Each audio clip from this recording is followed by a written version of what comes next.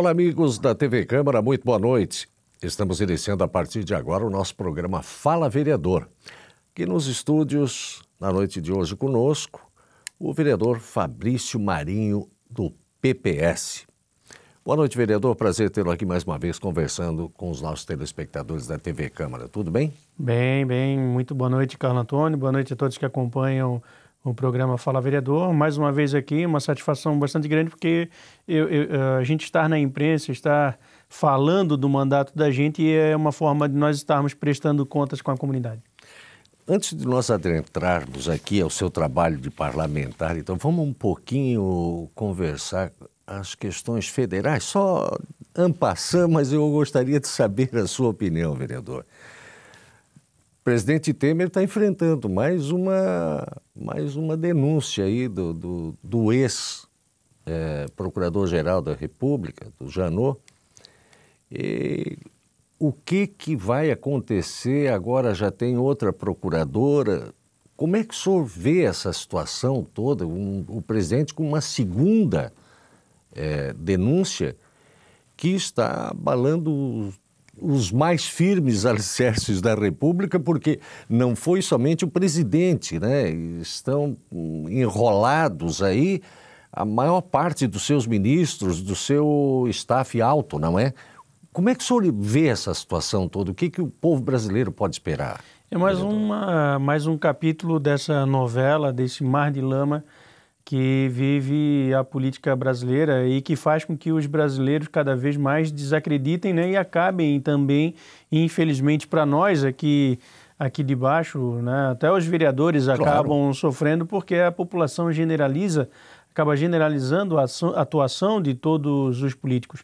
Mas, infelizmente, Carlos Antônio, o STF já deu sinal de que vai acolher o receber, né? Não acolher, mas receber a denúncia.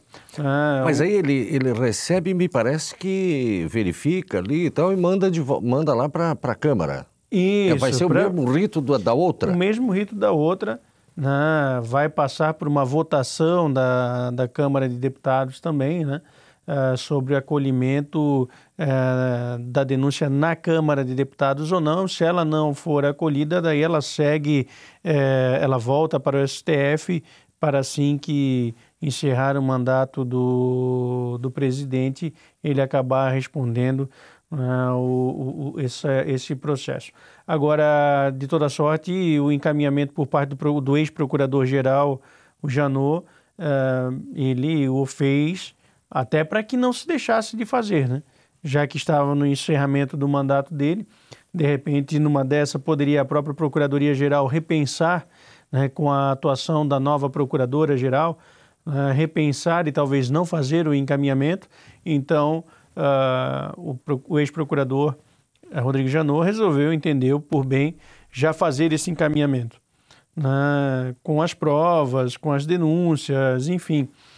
Eu penso, Carlos Antônio, que nós temos que tirar uma lição disso tudo, né? E ano que vem eu já começo a escutar novamente aquela história do votar nulo, que votar nulo vai anular a eleição, tudo balela, né? Agora usaram, eu inclusive recebi nas redes sociais até como uma fala do juiz federal Sérgio Moro. Recebi isso. Eu até, de quem eu recebi, eu pedi para que não repassasse mais, porque isso não procede, né? Não procede. Se tiver uma pessoa no dia da eleição votando, essa pessoa sozinha escolherá, né, tudo e todos. Tudo e todos.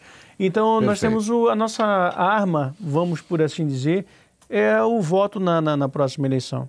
É preciso que a gente exerça com responsabilidade. Não basta apenas votar na pessoa que é mais conhecida, na pessoa que tem a maior possibilidade de vencer a eleição. Nós temos que votar no melhor candidato, naquele que nós entendemos que seja o melhor candidato, que tenha as melhores propostas, que tenha um passado, uma conduta reta e ilibada, né? Então, o eleitor é responsável pelo eleito.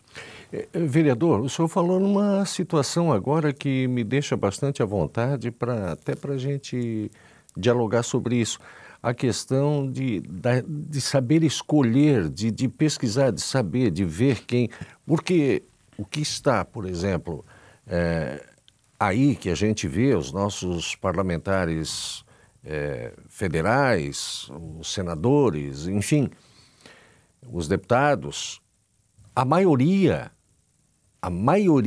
já tem alguma citação, está sendo indiciado, já virou réu. Então, nós temos um presidente do Senado que já é réu no Supremo, Sim. Temos o presidente que, ora, assume quando se ausenta o presidente Michel Temer, que é o Rodrigo Maia, presidente da Câmara dos Deputados, também já é réu no Supremo.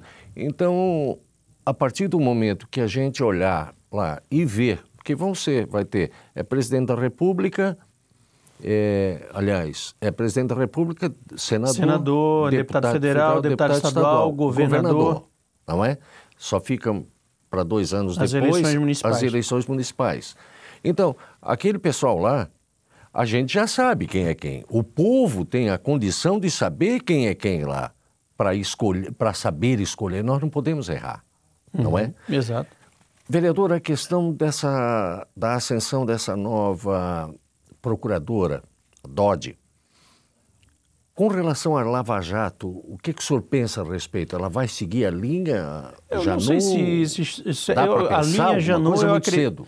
A linha Janot, eu acredito que ela não vai seguir, porque ela é de uma corrente contrária dentro da Procuradoria, né? De grupo contrário ao grupo do Rodrigo Janot, né? Então, acredito que não vai seguir a mesma linha, mas também ela não creio que vai seguir uma linha muito diferenciada. Ela não tem como, porque é uma cobrança da população também, né? Essa purificação, vamos por assim dizer. Mas a gente já percebe que ela não vai seguir a mesma linha a partir do momento que dos 10 membros da Lava Jato, 8 foram substituídos, né? Apenas 2 permaneceram. Então, essa mudança geral que teve aí na equipe, 80%, então a gente percebe que é porque a própria procuradora, a atual procuradora, não entendia como totalmente correta as ações do anterior procurador e sua equipe. Com certeza vai ter mudanças na forma de conduzir. Agora, o que não dá mais... Mas correria risco a Lava Jato, sob sua ótica, não? Não, eu acredito... Porque ela não falou no discurso de posse dela, ela não mencionou a palavra, ela não mencionou Lava Jato, mas falou muito com relação à corrupção, né? Sim, eu acredito que...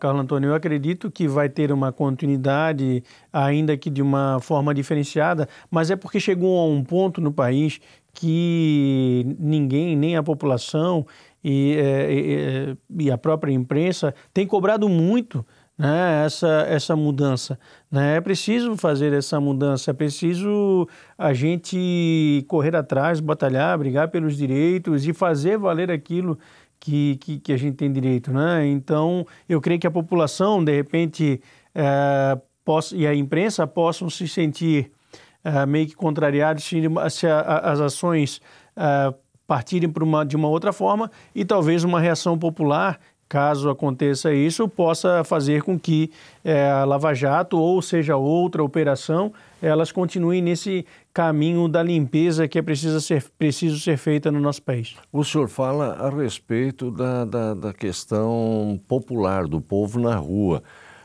Por várias situações, há tempos atrás agora, o povo foi para a rua. Sim. E tal. Meio que a partir de alguns meses e tal, a coisa amenizou, ninguém mais foi para a rua e tal. O povo cansou, está esperando, o que está acontecendo? A bem da verdade, assim, a gente precisa ser sincero, as pessoas no Brasil, elas são um tanto quanto acomodadas, né? Elas procuram viver a sua vida, natureza, vencer vencer as suas batalhas diárias de colocar o pão na mesa todo dia, e aí já cansado de cansado de tanta corrupção, de tanta bandalheira, ele já desacreditou a impunidade, né? Cria esse sentimento, essa descrença, né? E aí as pessoas foram para a rua naquele momento, até porque a própria imprensa, né, motivou também, né? Motivou o levante, né? Apresentando as reportagens, apresentando nos jornais aí toda a movimentação. Quando as pessoas acabam imaginando que lá no outro canto do país ninguém está se preocupando, todo mundo está deixando aí o seu, vamos dizer assim, um para o outro, não vou tomar atitude porque ninguém está indo para a rua, tal. De repente começa a mostrar que as pessoas estão se revoltando, estão fazendo manifestações, protestos, aí eu tenho a impressão que essas manifestações de rua, elas possam voltar a acontecer.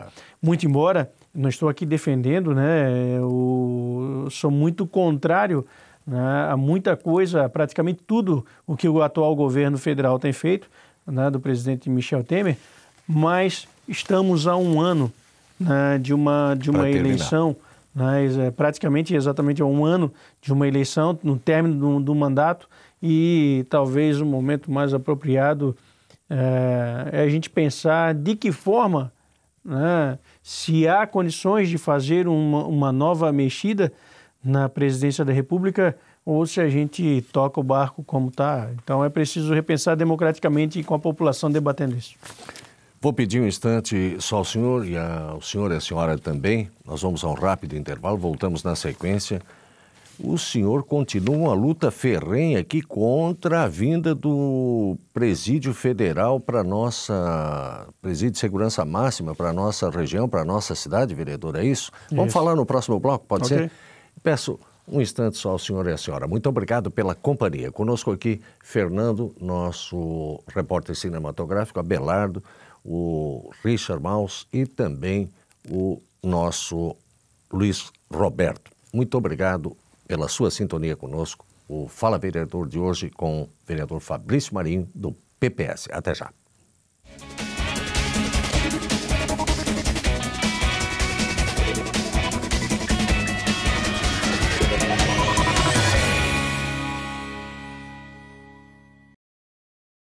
Quando você deseja que algo evolua, é fundamental acompanhar passo a passo.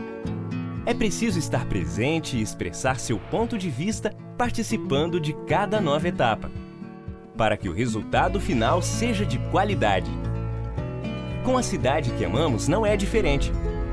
Venha participar das sessões da Câmara de Vereadores de Itajaí e seja um cidadão atuante.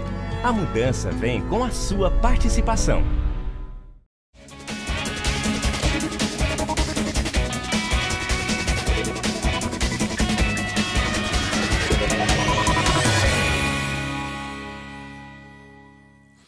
Amigos da TV Câmara, estamos de volta com o programa Fala Vereador, aqui no estúdio, o vereador Fabrício Marinho, do PPS.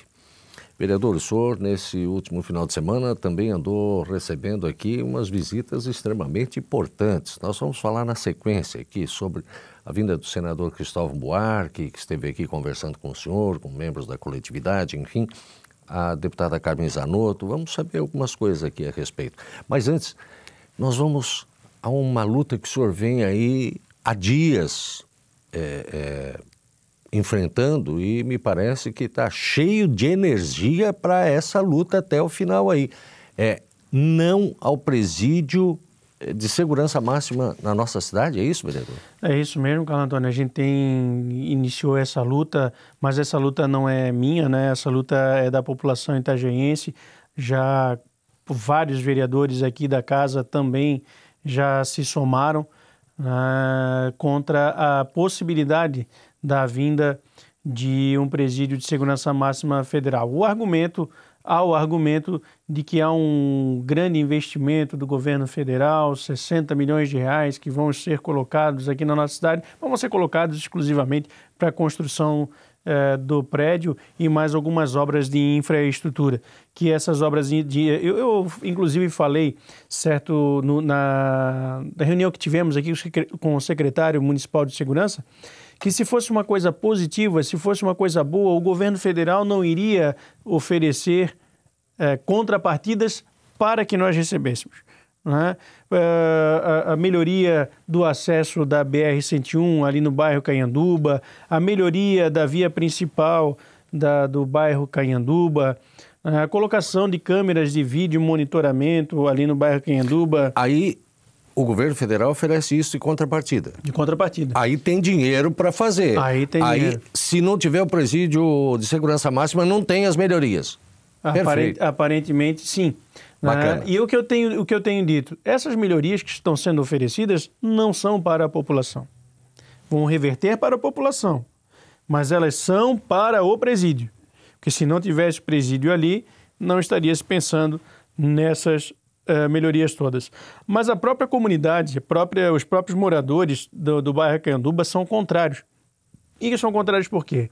Porque hoje já vivem, é claro que são situações, são sistemas penitenciários diferentes. Né? O complexo que lá tem, que é do governo do estado, né? O presídio feminino, a penitenciária, são regidos pelo governo do estado. E esse presídio, outro que se pretende trazer, é do governo federal. Ele é de segurança máxima. E por que ele é de segurança máxima, Carlos Antônio? Porque ele traz ali, ainda que temporariamente, os presos e os bandidos de maior periculosidade do país. Né? São os maiores traficantes, são os crimes de colarinho branco, são os crimes de grande potencial, né, de violência. Né? Então, nós não vamos trazer para cá, nessas 200 e poucas vagas, se acaso o presídio for construído aqui, presos, vamos dizer assim, menos expressivos. Né? Vamos trazer os maiores bandidos do país aqui. E um dado que é importante e que quando a gente soube, foi inclusive através da imprensa, né, esse papel importante que a imprensa faz, foi através da imprensa que a gente soube, e aí começou a trabalhar essa questão toda e comecei a ler bastante, comecei a conversar com pessoas, mais de 90% da população de Itajaí é contrária, né, mais de 90% da população de Itajaí é contrária, porque também acaba vindo junto o mundo do crime desses outros tipos de presos, né? Desses presos de maior potencial, desses presos de alta periculosidade. Obviamente, a gente viu aqui um vídeo na semana passada que a gente parecia que estava no sistema penitenciário da Europa, né? Mas obviamente que quando quer se vender um produto, né, não vai se falar as coisas ruins desse produto, né? Não vai se falar. Mas vem e se instala aqui, sim, todos esses comandos, né? Todas essas organizações criminosas acabam se instalando em nossa cidade ou na cidade que for receber o presídio de segurança máxima. Isso não é o Fabrício Marinho que está falando. Isso são as pessoas e a imprensa dos 4 municípios que já têm um presídio de segurança máxima. Né? Eles se instalam e não favelizam. É óbvio que não vão favelizar, né? Não vão criar núcleos de pobreza no entorno do presídio, porque eles não ficam lá mesmo. Porque eles não são o preso que roubou uma galinha para botar na mesa da sua família. É o grande traficante, né? É o grande corrupto, e pessoas aí do PCC, do Comando Vermelho, dessas várias facções. Então, mas o preso vai ficar temporariamente. O preso pode ficar temporariamente, mas os presos que fazem parte desses comandos, né, tem a rotatividade. Então, assim, se sair hoje aqui um cara que era do PCC, amanhã vai estar outro, né, e assim por diante. Então, eles vêm aqui, se instalam, sim. Isso é falado pelas pessoas que vivem nessas... Inclusive, a gente conversou com um ex-agente federal, prisional federal, que relatou justamente isso. Ele era do município de Porto Velho, de Rondônia, e ele disse que lá aconteceu essa situação. Então eu não quero pagar para ver. Eu não quero pagar para ver. Eu acho que Itajaí não merece. Itajaí, olha aqui, ó, tem o presídio feminino aqui no bairro Nossa Senhora das Graças, numa situação degradante, né? As mulheres, as crianças do semiaberto que estão lá com as suas mães, degradante. Nós temos aí o complexo penitenciário estadual que já está superlotado. Nós temos aqui também o CIP, o Centro de Internação Provisória, né, para os adolescentes. Por que mais um presídio? Daqui a pouco Itajaí deixa de ser, naquela proposição do vereador Calim Mecânico, a capital nacional da pesca, para ser a capital nacional dos presídios. Nós temos que pensar Itajaí de outra forma. Itajaí está aí buscando vagas de emprego com a Microsoft, está procurando diversificar a sua economia. Eu não acredito que instalação do polo de inovação. De inovação, enfim. Não é um presídio. E, aliás, eu não consigo enxergar e não tantos benefícios assim para trazer um presídio. Aí falaram, para a gente poder passar para um outro assunto, falaram dos empregos. Olha só, os 400 e poucos, próximo a 400 empregos que eles falam, não é um emprego para a nossa gente, não é para as pessoas de Itajaí, de Brusque, de Camboriú, ali da região. São empregos públicos que são conquistados através de um concurso público. Sou contra o concurso público? Não, não sou. Acontece que o concurso público ele é aberto para o país inteiro. E é um concurso público que tem aí, que como ele é de alto valor, o que o agente prisional federal recebe, alto entre aspas, né, um salário em média aí de 6, 7 mil reais, ele acaba atraindo pessoas de todo o país. Então não vai ser pouquíssimos, não pela falta de condição, mas porque no país inteiro pouquíssimas pessoas daqui vão passar. E quando passarem, não necessariamente vão ficar no de Itajaí. Ele pode ser transferido para outro, porque estão sendo construídos aí ao todo 5, né? 5 serão construídos. Então pode ir para outro local. Mas aí tem a vaga da construção civil. 600 vagas, mais ou menos, dizem. Não só dizem, né? Por um ano. Só dizem. Mas que seja 2 anos, 3 anos, Carlos Antônio. Não vai ser absorvida toda a mão de obra da construção civil de Itajaí. Vão vir pessoas de outros municípios para cá. E aí, vamos lá, vai ficar o custo. Porque vai precisar de mais creche, vai precisar de mais unidade básica de saúde. E quando acabar essa construção, por Itajaí ser essa cidade maravilhosa que é, as pessoas vão querer continuar aqui. E podem continuar aqui, só que vai ter o custo social.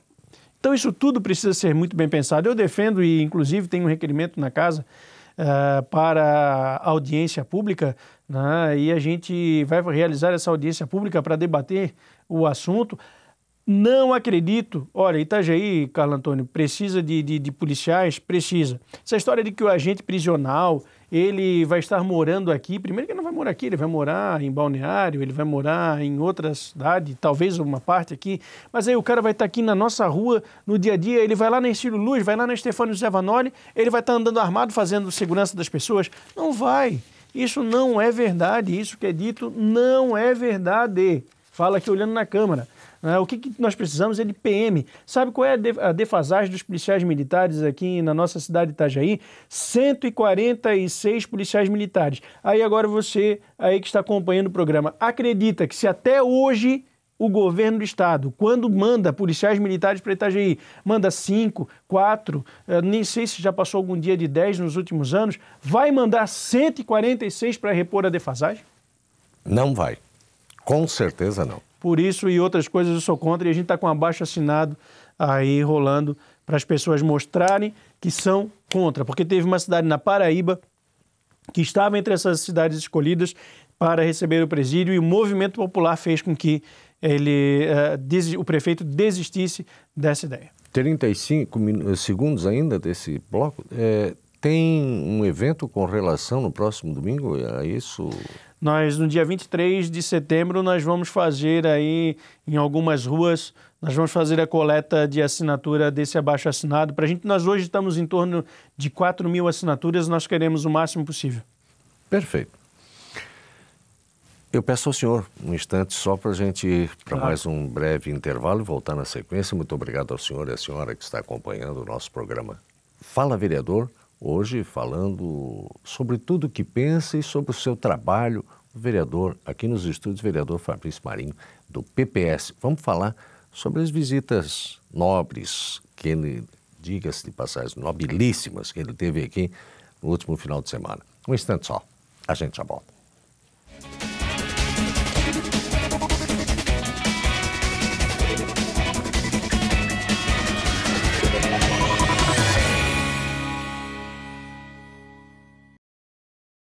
Quando você deseja que algo evolua, é fundamental acompanhar passo a passo.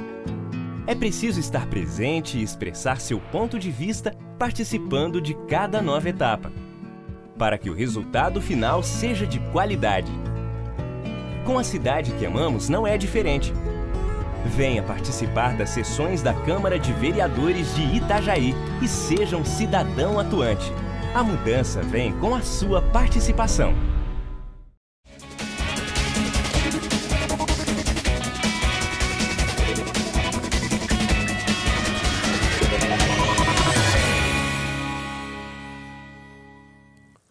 Meus amigos da TV Câmara, estamos de volta com o programa Fala Vereador, aqui conosco o vereador Fabrício Marinho, do PPS.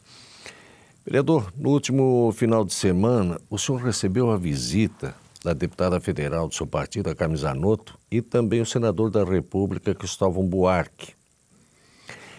Na verdade, qual era o real motivo da visita? É óbvio que a gente não pode falar em candidaturas, não vamos falar nisso, mas poderíamos já vislumbrar alguma coisa para 2018, veio com esse intento, até porque ele passou por Itajaí e está fazendo um périplo por aí, né, vereador? Ele também esteve no mesmo domingo em Brusque e na segunda-feira também continuou em Brusque porque ele tinha um lançamento de uma obra dele. O senador Cristóvão Buarque, mas assim, na verdade não fui eu queria dizer que não fui eu que recebi, viu, Carlos Antônio? Na verdade, a cidade de Itajaí teve esse prazer e a Câmara de Vereadores aqui, a quem agradeço imensamente, o presidente Paulinho, né, pela cessão de espaço, o controlador interno também, que entendeu que era um evento de uma natureza e de um porte que precisava ser feito aqui na Câmara. Conseguimos aqui receber algo em torno de 160 a 170 pessoas numa tarde de domingo, né, com outros afazeres, família, futebol, e as pessoas vieram para cá para discutir política, ouvir. Veio os presidentes do PPS, representantes de várias cidades daqui do estado, prestigiando o evento, que veio falar, apresentar um pouco do trabalho do senador Cristóvão Buarque, da deputada Carmen Zanotto.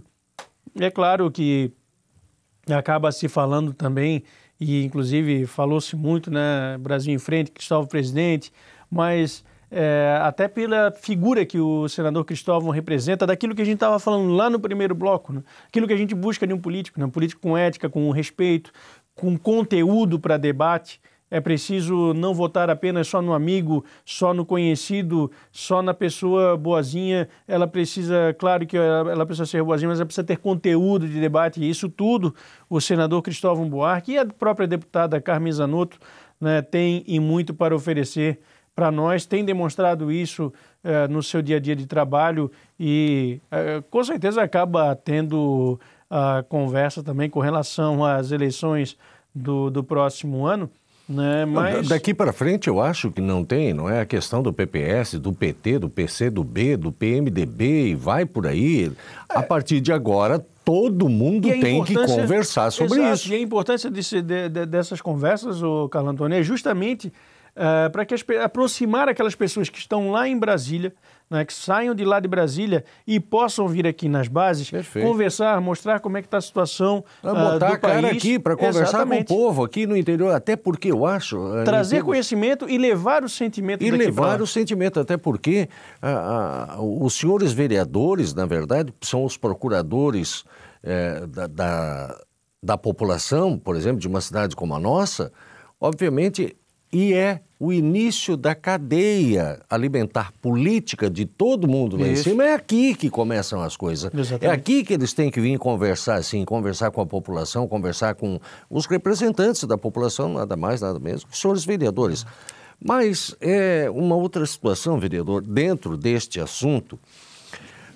Tanto a deputada quanto o próprio senador em várias oportunidades, já citaram a educação de qualidade e para todos como pilar central, na verdade, para as mudanças que se querem e se fazem necessárias nesse país. O que seria essa educação de qualidade e para todos, que o senhor entende? O que o senador defende nessa questão aí, especialmente, é a federalização, né, do ensino fundamental, enquanto o Estado, especialmente de Santa Catarina, está querendo, deixar de fazer os investimentos na educação, na educação do catarinense, a defesa do senador Cristóvão Buarque, ela arruma no sentido de que a União, né, o país em si, né, e ele possa fazer esse investimento especialmente na educação, no ensino fundamental. Então, seria como hoje nós em Itajaí temos aqui um Instituto Federal Técnico, né, é como se tivéssemos aqui colégios, escolas, né, que são regidas e são administradas pela União, né, com professores concursados pela União, com exclusividade de trabalho nessas escolas, fazendo uma escola inovadora, com uso de tecnologia, com professores bem remunerados e dedicados a esse ensino fundamental, porque é do ensino fundamental que vai ter a base para adiante. E é um projeto que ele fala que precisa ter uma duração mínima de 25 anos para que ele cause o efeito lá na frente. Né? Praticamente, quando se fala de geração de 10 em 10 anos, basicamente são duas gerações e meia, praticamente. E foi assim que a Coreia fez, com investimento maciço, a Coreia do Sul, né? Não a do Norte, a Coreia do Sul fez assim, para se tornar a potência mundial que é hoje.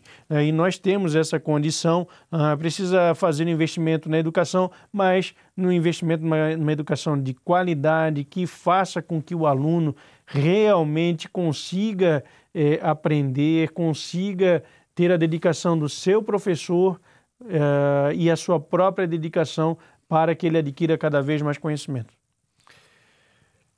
Eu gostaria que o senhor falasse para a gente sobre uma situação que vem incomodando as mulheres como um todo no país inteiro.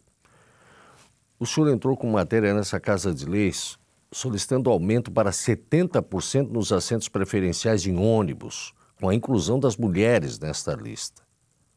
Acabar o objetivo, na verdade, com abuso, com assédios, É isso, vereador? Exatamente. Até que esse projeto acabou tendo mais... se entrar com um projeto desse...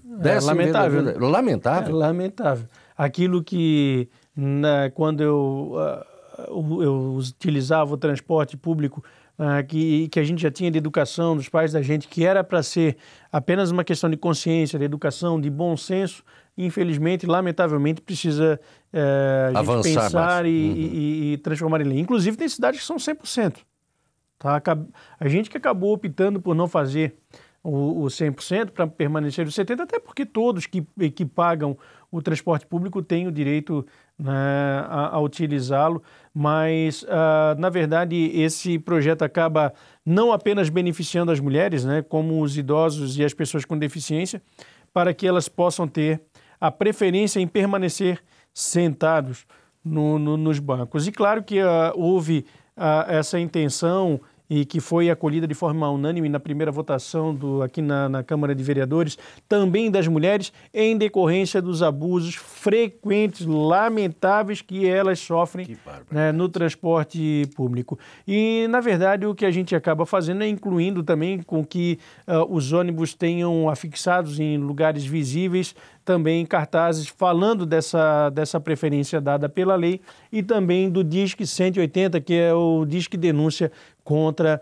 casos de violência e abuso contra as mulheres. Essa inclusão se deu até, diga-se de passagem, Carlos Antônio, não foi por conta desses últimos fatos lamentáveis que aconteceram, né, em São Paulo, se eu não estou enganado, né, mas até porque o projeto ele é lá de março ou abril, né, ele já vem retratando, na verdade, outras situações que já vinham acontecendo país afora, né, desse tipo de abuso que os caras fazem, que às vezes ele é subliminar, né? Às vezes ele é subliminar, óbvio. O cidadão faz de conta que está passando ali, que está apertado, às vezes nem está muito apertado, mas ele aproveita o momento para abusar das mulheres. Então, vai eliminar? Eu não acredito que não vá eliminar, mas ele vai encorajar as mulheres a que elas possam fazer valer esse direito.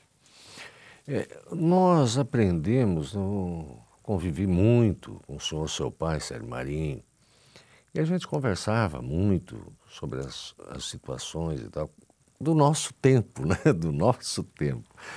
As questões assim, eu lamento que o senhor tenha que apresentar uma matéria desta. Eu lamento, sinceramente. Eu acho que eu posso falar em nome de todos os itajaienses dessa lamentação que o senhor precisa apresentar um projeto desse, quando, na verdade, nós, com o seu pai, eu conversava várias vezes, acho que como é que a gente aprendeu, como é que a gente foi educado em casa. Hoje tem uma inversão de valores impressionante. Que é isso, gente? Negativa. O que é isso?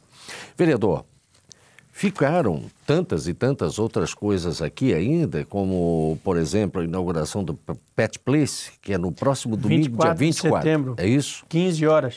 Aonde é o Pet Place? Ali na Genésio? Genésio Miranda Lins, que o pessoal conhece como a Beira Rio, né? Ali é um projeto muito legal, que mesmo não tendo sido inaugurado, já está sendo bastante utilizado. Mas nós vamos ainda falar muito sobre isso e também sobre Rede Catarina de Proteção à Mulher, inclusão do botão do pânico, a questão, por exemplo, da Guarda Municipal Armada, que nós vamos conversar muito sobre essas situações.